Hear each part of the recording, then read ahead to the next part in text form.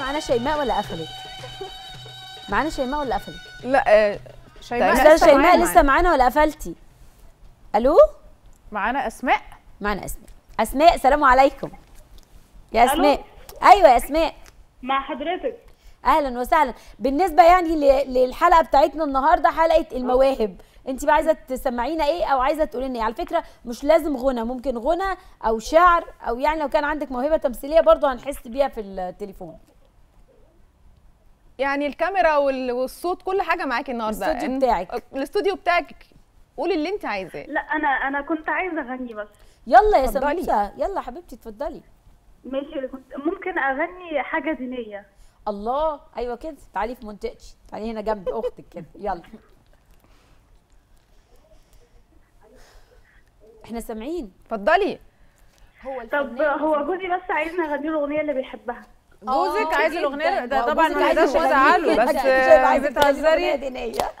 بس يعني تكون انت عايزه تغنيها يعني. طب وطي صوتك بقى، طالما جوزها اللي عايز يبقى لازم توطي صوتها، لو مش جوزك يبقى هنعلي الصوت، بس يعني هنعديها. لا هو هنعديها. جوزي بيقول لي غني لي الاغنيه اللي انا بحبها. خلاص طب يلا اتفضلي. غني لجوزك الاغنيه بس يلا عشان اللي هو الوقت. بيحبها. يلا عشان الوقت.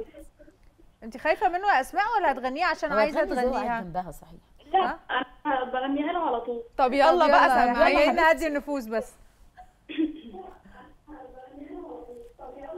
وطي التلفزيون يا اسماء. إني نهايتي معاك متعارك تبقى قايم مؤلف، هتسيبني وتمشي وتعرف غيري، تبني حياة وتخلف، وكأني ما كنتش في حياتك في يوم من الأيام، تسيب حاجة مني صورة هدية، أي حاجة ليا البنت وسميها على اسم تفكرك بيا، ما تحسسنيش إن أنا مجرد تجربة والسلام، أما أنا بقى طول مالي.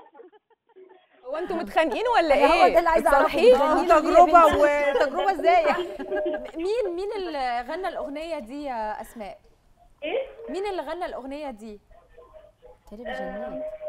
مش عارفة، هو أنا مش بحفظ أغاني، أنا صوتي حلو وبغني بس مش بحفظ أغاني. انت صوتك حلو قوي.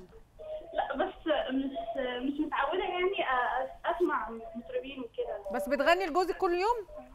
لا مش كل يوم.